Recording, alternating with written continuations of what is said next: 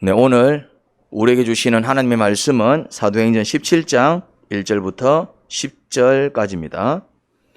바울 일행은 암비볼리와 아볼로니아를 거쳐서 데살로니가에 이르렀다. 거기에는 유대 사람의 회당이 있었다. 바울은 자기 관례대로 회당으로 그들을 찾아가서 세안식일에 걸쳐 성경을 가지고 그들과 토론하였다. 그는 그리스도께서 반드시 고난을 당하시고 죽은 사람들 가운데서 살아나셔야 한다는 것을 해석하고 증명하면서 내가 여러분에게 전하고 있는 예수가 바로 그 그리스도이십니다 하고 말하였다. 그들 가운데 몇몇 사람이 승복하여 바울과 실라를 따르고 또 많은 경건한 그리스 사람들과 적지 않은 귀부인들이 그렇게 하였다. 그러나 유대 사람들은 시기하여 거리의 불량배들을 끌어모아다가 패거리를 지어서 시내에 소요를 일으키고 야손의 집을 습격하였다. 그리고 바울 일행을 끌어다가 군중 앞에 세우려고 찾았다. 그러나 그들을 찾지 못하고 야손과 신도 몇 사람을 시청 관원들에게 끌고 가서 큰 소리로 외쳤다. 세상을 소란하게 한 그 사람들이 여기에도 나타났습니다. 그런데 야손이 그들을 영접하였습니다. 그 사람들은 모두 예수라는 또 다른 왕이 있다고 말하면서 황제의 명령을 거슬러 행동을 합니다. 군중과 시청 관원들이 이 말을 듣고 소동하였다. 그러나 시청 관원들은 야손과 그 밖의 사람들에게서 보석금을 받고 놓아주었다. 신도들은 곧바로 그날 밤으로 바울과 실라를 베레아로 보냈다. 두 사람은 거기에 이르러서 유대 사람의 회당으로 들어갔다. 아멘. 바울 일행은 빌립보에서 출발하여 암비볼리와 아볼로니아를 거쳐서 데살로니가에 이르렀습니다. 데살로니가에는 유대 사람의 회당이 있었습니다. 바울은 자기 습관대로 회당에 가서 먼저 유대인들에게 전도했습니다. 새 안식일, 3주지요, 3주. 그러니까 3번의 안식일, 이제 안식일마다 3번 찾아간 것입니다. 새 안식일에 걸쳐 성경을 가지고 그들과 토론을 벌였습니다. 뭘 가지고 토론을 벌였다고요? 성경을 가지고. 그러니까 뭘 가지고 이야기를 합니까? 성경 가지고. 항상 성경을 가지고 이야기를 하셔야 돼요. 성경에 뭐라고 적혀 있는지 봅시다. 성경을 가지고 이야기를 하셔야 돼요. 내 생각이 아니라 내 생각은 이렇다. 전문가들의 견해가 아니라 전문가들은 이렇게 얘기한다. 물론 그런 것들도 참고는 해야 됩니다. 그런데 성도는 무엇을 가지고 이야기한다? 성경을 가지고. 우리는 그것을 하나님의 말씀으로 믿는 사람들입니다. 그런데 성경은 정말 하나님의 말씀입니다. 좀 이해가 되지 않더라도 성경에서 그렇게 말하니까 한번 해보자. 그 가운데 기록된 것을 지켜 행하다 보면은 진리를 깨닫습니다. 아, 이렇게 살아야 하는 거구나. 아, 이게 진리구나.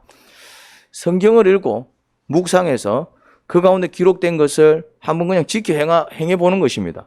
이게 말이 될까? 이렇게 한다고 복이 온다고? 하나님은 왜 이런 걸 원하시지? 그렇지만 주님의 말씀이기에 그걸 믿기에 어떻게 합니까? 한번 해보는 것입니다. 그럴 때 어떤 일이 벌어진다고요? 복이 임하는 것을 느낍니다. 그러면서 진리를 깨닫는 거예요. 아, 이게 진리구나.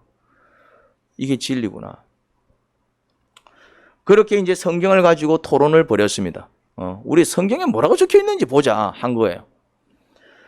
그리하여 그들 가운데 몇몇 사람이 승복하여 바울과 실라를 따랐습니다. 성경을 보니까 그렇게 적혀 있네? 너희 말이 맞네? 승복한 것입니다. 여러분, 아무리 내 생각과 달라도 성경에서 그렇게 이야기하고 있는 것이 확인이 되면 여러분의 생각을 접으시기 바랍니다. 이 자세가 필요합니다. 그게 예수님을 믿는 신앙의 출발이요. 또 그렇게 주님께 굴복할 때에, 그렇게 주님의 통치 속에 들어갈 때에 주님의 복을 받습니다. 주님의 보호를 받습니다. 그것 하지 못하면은 그게 고집이 되는 거예요. 제가 한 번씩 기도하다 보면은 하나님이 고집을 그만 부리시랍니다. 이러면 나는 고집 잘 안 부리는데요. 이제 이런 분들이 있습니다. 그거는 하나님을 향한 고집을 얘기하는 거예요. 이게 자기 생각이 강한 거예요. 자기 생각이. 하나님께서 뭐라고 말씀하시는데 그걸 밀어낸다 이 말입니다. 하나님은 그걸 고집이라고 부르시더라고요.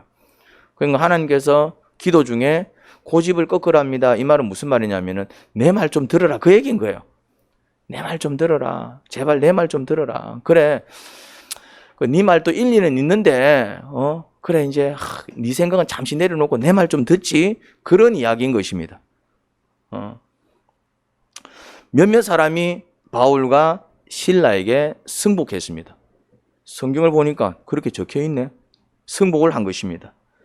또 많은 경건한 그리스 사람들과 적지 않은 귀부인들이 그렇게 하였습니다. 이들은 이방인들이죠. 이방인들 중에서도 또 유대교에 관심이 있는 자들은 또 회당에 와서 같이 이렇게 성경도 배우고 했던 것 같아요. 그래서 유대인 몇 사람과 더불어 많은 이방인들을 구원한 것입니다. 그 회당에서 같이 이렇게 예배를 드린 사람들 중에.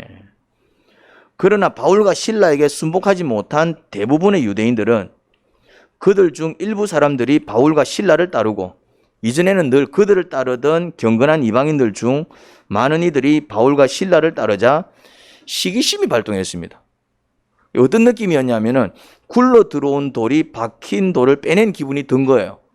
원래 그 회당에 이렇게 오래전부터 이렇게 있던 유대인들이 있을 거 아니에요. 그런데 바울과 신라는 지금 얼마 전에 며칠 전에 온 유대인이잖아요. 그러면 당연히 사람들이 누구를 따라야겠습니까? 원래 있던 사람들을 따라야 되잖아요. 그런데 이거 뭐 언제 봤다고 온 지 얼마 안 되는 그 사람을 따르니까 원래 있던 그 터주 대감들이 뭐가 발동했다고요? 시기심이 발동한 거예요. 저거는 뭔데? 저것들이 뭔데 우리를 따르던 사람들을 다 저거 따르게 만들어? 이제 그 시기심이 이제 문제를 만들지요. 악행을 저지릅니다. 여러분, 시기를 조심하셔야 됩니다. 일어날 수 있어요. 시기심이 일어날 수 있다고요. 우리 교회도 이제 일어날 수 있습니다. 예를 들어서 우리 교회 내가 이제 우뚝소승 교회 온 지 뭐 6년, 7년. 우리 교회 6년, 7년 되면 거의 묵은 성도입니다. 우리 교회 나이가 9년밖에 안 되기 때문에 우리 교회에서 뭐 6년 됐다, 뭐 7년 됐다, 뭐 5년 됐다, 뭐 3년만 넘어가도 이제 어떤 사람이 된다고요? 우리 교회 안에서 이제 묵은 사람이 되는 것입니다. 그 이제 우리 교회 온 지 얼마 안 되는 그런 사람들도 있을 수 있잖아요. 얼마 안 되는 사람이 막 급성장을 하는 거예요. 막 신앙이 좋고 막 기도도 열심히 하고 그러니까 이제 막 목사님의 사랑을 받는 거예요. 막 목사님이 그 사람만 찾는 것 같아. 내가 먼저 왔는데 뭐가 확 생깁니까? 이때 이 시기심을 잘 다스려야 돼. 이 시기심을. 시기심을 다스리지 못하면 꼭 이 시기심이 뭘 만들어낸다? 악행하게 만듭니다. 못된 짓을 하게 만든다 이 말입니다. 시기심을 다스리지 못하면은 그러니까 딱 시기가 발동. 아이들도 그렇잖아요. 처음에는 엄마가 내만 사랑했는데 동생이 딱 태어나니까 엄마가 이제 동생만 챙기잖아요. 그러면 그 아이 마음에 뭐가 생깁니까? 시기심이 생깁니다. 그러니까 그 아이가 그때부터 뭐 하기 시작합니까? 동생을 꼬집고 엄마 보면 지바가 삐고 가르쳐 주지도 않았는데 시기심이 뭘 만들어낸다고요? 자연스럽게 그렇게 만들어버리면 시기심을 다스리지 못하면 애는 애라서 그렇다 쳐. 그런데 어른도 시기심을 다스리지 못하면은 뭐가 나온다고요? 이제 악행을 행합니다. 그런데 자기가 악행을 행할 때 그게 악행인 줄 몰라. 시기심에 사로잡혀 있으면 그게 악행인 줄 모른다니까요. 오히려 그 사람이 미운 거예요. 쥐가 어디 굴러 들어온 돌이 박힌 돌을 빼내. 이런 식으로 얘기하지. 자기가 지금 악을 행하고 있는 줄 모르는 거예요. 시기심이 그렇게 무섭습니다. 그래서 시기심을 분별할 수 있어야 돼. 아, 요거 시기구나. 아, 내가 지금 시기를 하고 있네. 시기심을 분별할 수 있어야 됩니다. 분별 못하면은 이제 자기가 이제 악행을 행해도 그 악행이 악행인 줄 모르는 거야. 그런 일이 벌어진 겁니다. 이 유대인들 가운데 이제 시기심이 발동해가지고 저것들 가만 놔두면 안 되겠다. 가만 놔두면 안 되겠다. 그래서 이제 5절입니다. 그러나 유대 사람들은 시기하여 거리에 불량배들을 끌어모아다가 패거리를 지어서 신의 소유를 일으키고 야손의 집을 습격하였다. 이래 됩니까 안 됩니까? 나쁜 짓이잖아요. 그런데 본인들은 이게 나쁜 짓인 줄 모른다니까요. 시기에 지배를 당하면은 저게 나쁜 짓인데 자기가 하는 짓이 나쁜 짓인데 그게 나쁜 짓인 줄 모른다니까요. 이 굴러 들어온 돌이 박힌 돌을 빼내잖아. 저것들 가만 놔두면 안 되지. 요렇게 얘기하지. 아, 우리가 지금 나쁜 짓을 저지르는구나. 이래 생각 안 합니다. 그래 생각이 들면 저런 짓을 못 하겠죠. 그리고 바울 일행을 끌어다가 군중 앞에 세우려고 찾았다. 이제 목표는 바울 일행이었어요. 하지만 다행히 그때 바울과 실라는 그곳에 없었어요. 다른 데 가 있었나 봅니다. 그래서 그들은 낭패를 피할 수 있었지만 대신 누가 붙잡혀 왔다? 그 집주인 야손과 또 거기에 있던 이제 몇몇 신도들, 아마 그들은 데살로니가인들인데 바울과 실라의 어떤 전도를 듣고 이제 예수님을 믿게 된 그런 사람들이었을 것입니다. 붙잡아 와고 황제 외에 예수라는 사람을 왕으로 섬긴다고 이제 모함을 합니다. 그러니까 이제 그러면 그 반역이잖아 그거는. 그러니까 어떻게 합니까? 옥에 가둬버리지요. 뭐 다행히 보석금을 내고 이제 풀려는 나왔습니다. 하지만 유대인들은 사실 목표가 누구였습니까? 바울과 실라였기 때문에 그들도 옥에 가두려고 혈안이 되어 그들을 찾았습니다. 이제 그 분위기를 느낀 신도들은 야, 이 바울과 실라가 데살로니가에 있다가는 절단 나겠다. 그래서 밤에 급하게 어디로 보냅니까? 이제 데살로니가에서 좀 한 3일 정도 떨어져 있는 옆에 마을입니다. 옆에 나라입니다. 베레아로 보냅니다. 베레아. 여기 있다가는 선생님들 절단 납니다. 지금 막 유대인들이 막 지금 눈이 뒤집혔습니다. 빨리 여기를 떠나서 다른 나라로 가십시오. 급하게 보내버립니다. 밤에. 근데 바울과 실라는 베레아에 도착해서 제일 먼저 한 일이 뭐였을까요? 뭐라고요? 회당을 찾아 들어갑니다. 그들은 데살로니가의 유대인들 때문에 베레아로 급히 도망치다시피 왔는데 여전히 회당을 찾아가서 그곳에서 뭘 했을까요? 또 회당 찾아가서 뭐 했을까요? 뭐라고요? 뭐라고요? 그렇지, 복음을 전했다 이 말. 그것 때문에 지금 도망쳐 왔는데 그것 때문에 문제가 일어나가지고 열정이 대단합니다. 복음을 전하다 어려움을 겪으면 잠시 전도를 멈출 법도 하지요. 내가 전도를 하다가 어려움을 당했어요. 그럼 어떻습니까? 전도를 잠시 멈출 법도 하잖아요. 이것 때문에 내가 큰 어려움을 겪었기 때문에 잠시 우리가 몸을 좀 추스리자. 그럴 법도 한데 개의치 않고 다른 지역에서 역시나 뭘 이어나갔습니까? 전도를 이어나갔어요. 전도를.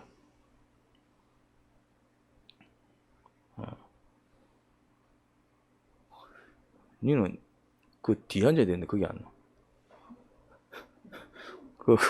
그거를 치우고 앉아있네. 괜찮습니다. 앞자리니까네. 뭐 앞에 아무것도 없으니까. 내가 안 봐도 이상해가지고 저 자리에 앉을 수가 없는데 왜 어떻게 저리 앉아 보니까 옆에 딱 치워놓고 앉아있네. 이 자리는 비워주세요 적혀있으면 비워야지. 그걸 치우고 앉으면 안 돼. 하여튼 독특하네. 아니, 아만 봐도, 저 자리는 분명히 빈자리인데 어떻게 앉았지? 이래 내가 보고 있는데, 보면 땅바닥에다. 근데 막, 앞자리라서 괜찮습니다. 앞자리라서.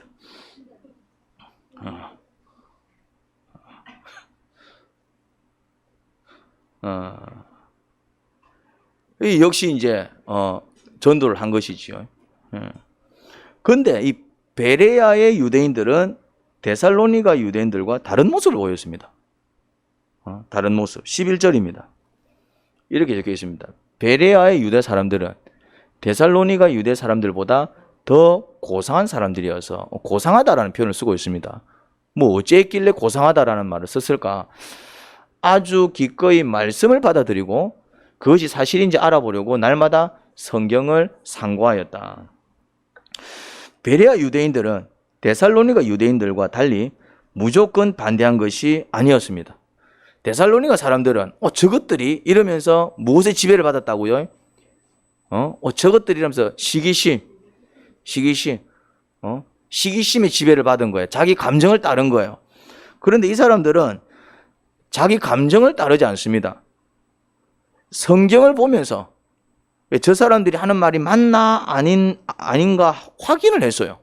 그래서 적혀 있잖아요. 사실인지 알아보려고. 바울과 실라가 막 열심히 가르친 말이 사실인지 알아보려고 뭘 상고했다? 성경을 상고해. 그런데 이런 자세를 성경은 뭐라고 표현하고 있습니까? 고상한 사람들. 여러분, 이런 자세를 가져야 됩니다. 어떤 자세? 확인하는 자세. 확인을 안 해, 확인을. 자꾸 자기 생각, 뭔가 자기 기도 응답, 뭔가 이렇게 자기 어떤 그런 사고방식 확신하는 건 좋은데 그 전에 뭐부터 해야 된다고요? 확인하셔야 됩니다. 확인하셔야 돼요. 기도하다 기도 응답을 받았다. 확인하셔야 돼요. 확인하셔야 돼요. 성경을 읽는데 뭔가를 깨달았다. 뭐 해야 된다고요? 확인하셔야 돼요. 내가 뭔가 이렇게 내가 알고 있는 사실이 있다. 뭔가 이렇게 다른 사람하고 다르다. 그럼 어떻게 된다고요?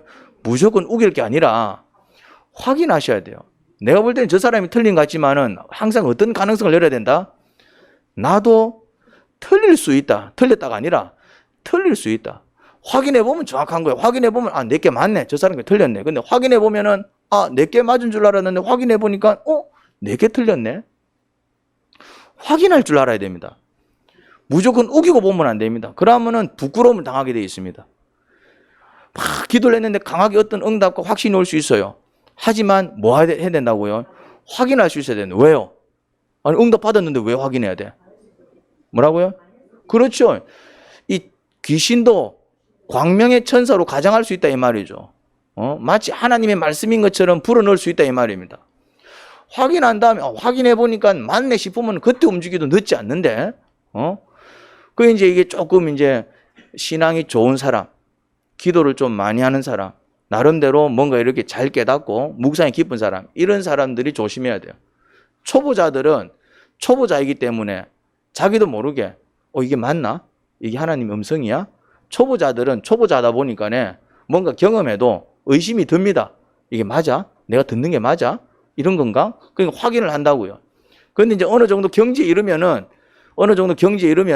이제 자부심이 생기고 이제 그러니까 뭘 소홀히 합니까? 확인을 소홀히 합니다. 그럴수록 더 확인하셔야 됩니다. 그럴수록. 이 베레아 사람들이 뭐 했다고요? 딱 듣고 데살로니가 사람들은 딱 듣고 자기 귀에 거슬리니까 딱 어떻게 대처합니까? 자기 감정대로. 그러니까 실수하잖아요. 자기가 원래 알고 있던 말씀대로. 그런데 그게 틀렸었잖아요. 실수하잖아요. 이 베레아 사람들은 어떻게 합니까? 딱 들어보니까 이상해. 처음 듣는 말이야. 그런데 무조건 밀어내는 게 아니라 어떻게 한다고요? 사실인지 아닌지 확인하잖아요. 여러분, 이런 성품을 가지셔야 돼요. 이런 성품. 확인하는 성품. 저도 약간 성격이 급해가지고 일단만 내 생각대로 조금 밀어붙이는 경향이 있는데 그러면은 거의 이렇게 맞을 때도 있지만은 한 번씩 한두 번 틀려요. 그러면 그때 억수로 얼굴이 빨개지는 거예요, 이제. 막 또 성격이 급하다 보니까 큰 소리 쳐놨는데 또 아닌 거야. 그럼 막 뻘쭘해지는 거예요. 그런 성품은 고사한 성품이 아니다 이 말입니다.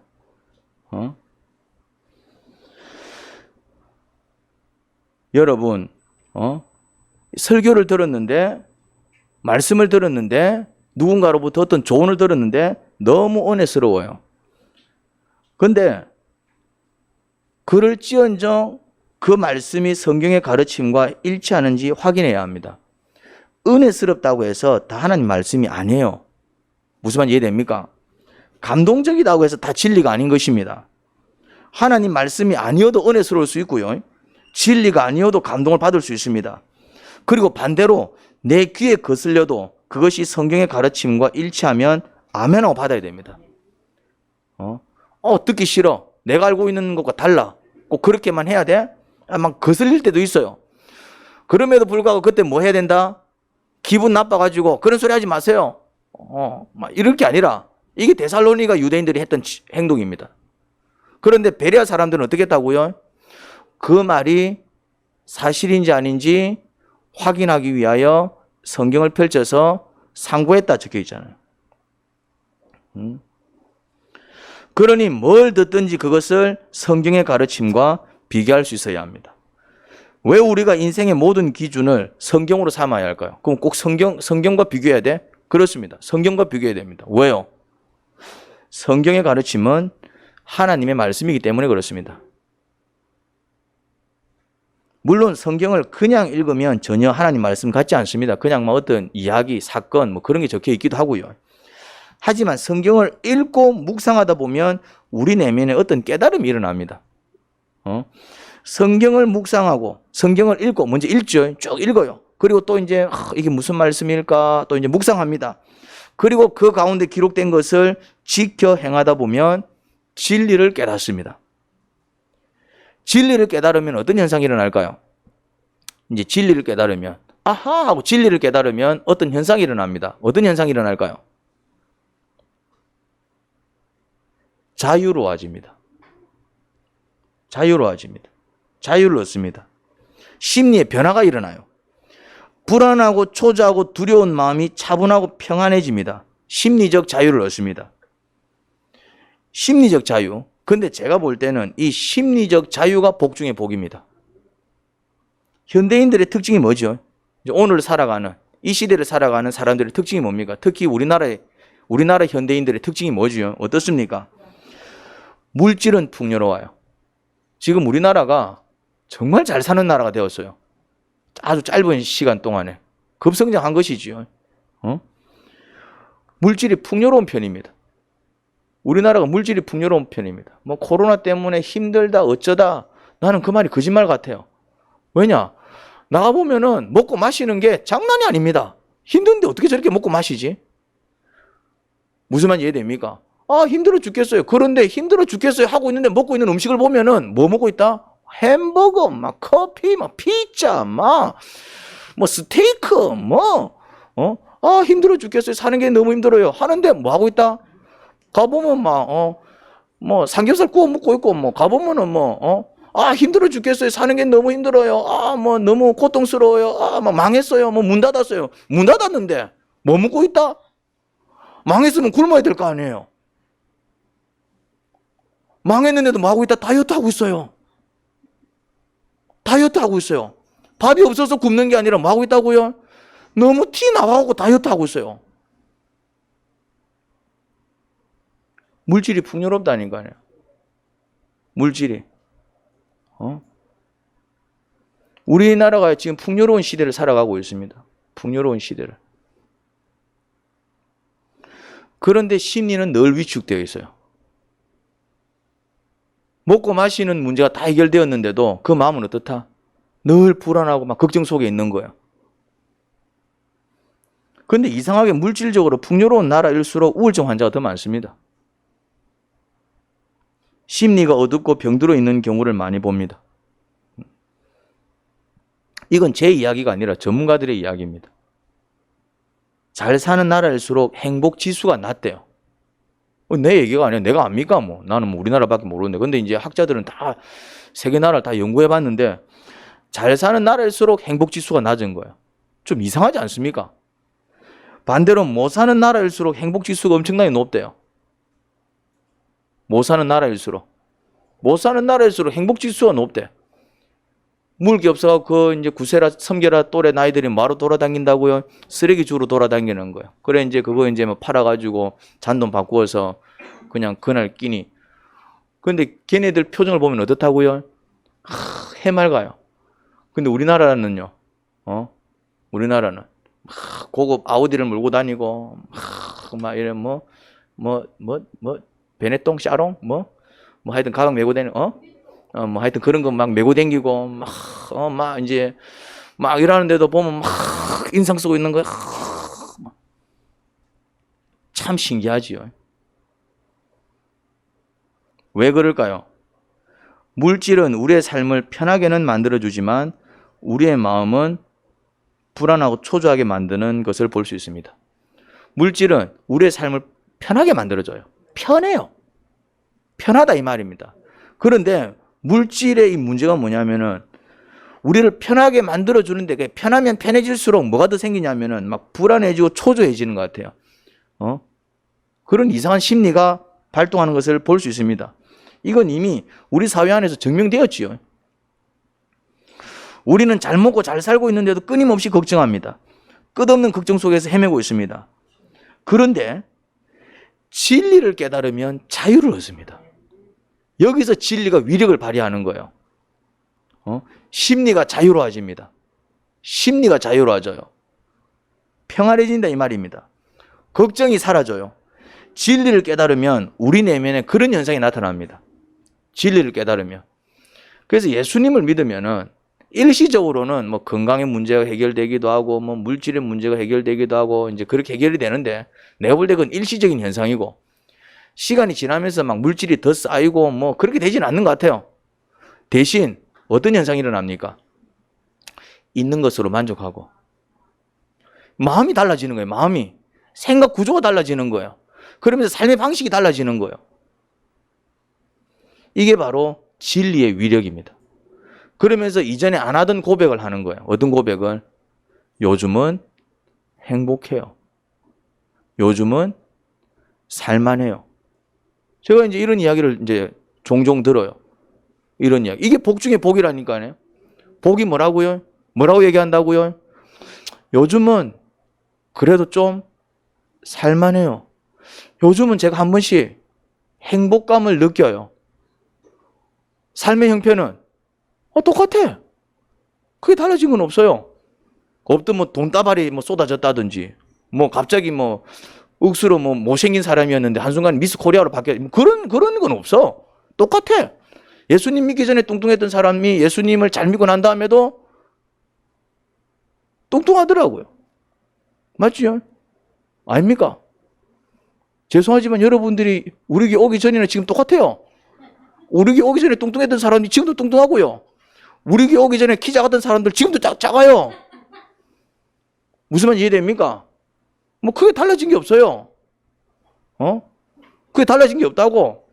우리 교회 오기 전에 좀 잘 살던 사람은 뭐 지금도 잘 살고 있고, 우리 교회 오기 전에 뭐 좀 이렇게 못 살던 사람은 우리 교회 와서도 여전히 못 살고 있어요. 크게 달라진 게 없어. 외적으로는. 근데 그런 사람들이 무슨 고백을 한다고요? 요새는 좀 살만해요. 요새는 이전에 느끼지 못했던 좀 행복함을 느껴요. 그럼 그 느낌이 어디서 오냐 이 말이에요. 진리를 깨달아서 그래요. 진리를 깨달았다 이 말이에요. 진리를. 성경을 읽으세요. 성경을 읽으셔야 합니다. 그리고 묵상하셔야 합니다. 그리고 그 가운데 기록된 것을 지켜 행하셔야 합니다. 쉽게 성경을 읽고 묵상하도록 돕는 책이 있습니다. 그게 바로 큐인 묵상집입니다. 내가 이 책을 보고 놀랐습니다. 또 몇몇 사람들은 그 훈련을 받았지만 몇몇 사람들은 그 훈련을 받지 않고 지금 제가 책을 주니까 그냥 하시는 것 같아요.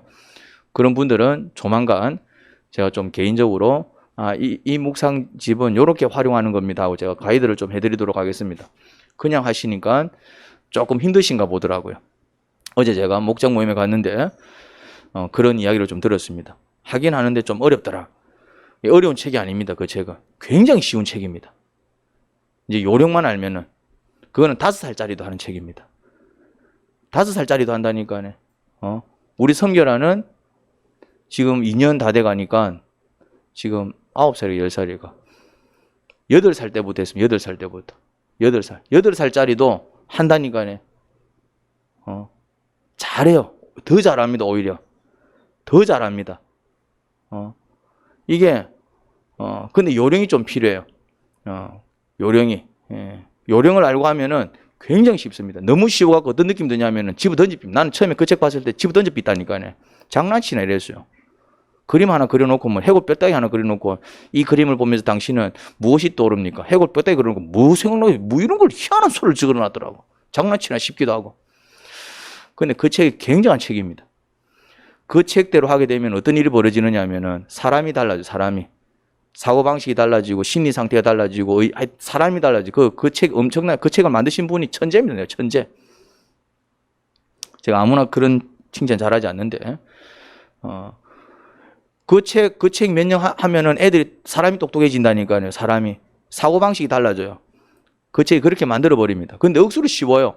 대신 요령만 알고 접근하면은 또 재미도 있어요. 그 책은. 지금 큐인 묵상을 꾸준히 하시는 분들은 이제 그 맛을 본 사람들입니다. 그 사람들은 사람이 살 달라져. 꾸준히 하시는 분들은 살 달라져. 아까도 얘기했죠. 막 외모가 달라진다든지 이게 확 달라지는 게 아니라 이렇게 대화를 해보면은 뭔가 이전에 안 하던 고백들을 막 하기 시작합니다. 사람이 달라진다니까요. 그런 효과가 나타나기 시작했습니다. 뭐 어떤 사람은 뭐 성경이 막 통째로 머릿속에 들어온대. 자기가 무슨 은사를 받은 줄 아나 봐. 아닙니다. 그 책 하는 사람 다 그래 돼요. 구세라 섬겨라는 나이가 어린데도 성경을 잘잘잘잘잘 깹니다. 안 해서 그렇지. 안 해서 그렇지.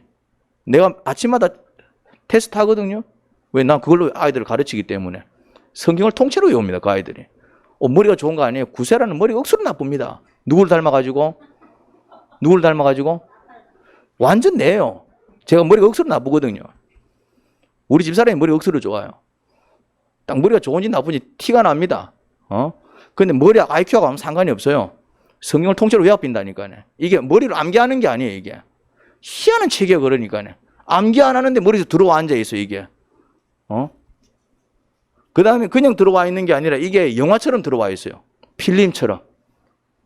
줄줄줄줄 얘기하는데 보면서 얘기하는 거예요. 외워서 얘기하는 게 아니에요. 그냥 머릿속에 있는 걸 보면서 얘기하는 거예요. 이런 개념이 생겨요. 보면서 얘기한다? 머릿속에 있는 걸 보면서 얘기하는 거예요. 이게 암기가 아니에요. 희한한 능력이 생겨요. 이런 능력을 가지고 공부를 하기 시작하면은, 이런 능력을 가지고 사회활동을 하기 시작하면은, 그런데 이런 능력은 하나님께서 인간 모두에게 주셨는데, 그거를 탁 억누르고 삽니다. 그런데 그거를 탁 일깨워주는 교육 방법을 이 큐인 묵상집이 가지고 있고, 그 방식으로 성경을 보게 만듭니다. 쉬운 책입니다. 내가 접한 묵상집 중에서 최고입니다. 최고입니다, 이거는. 그냥 해보면 모릅니다. 근데 한 1년, 2년 정도 해보면은 성경이 통째로 머릿속에 들어온다니까요. 이런 효과를 보일 수 있는 책이 내가 볼 때는 독보적입니다.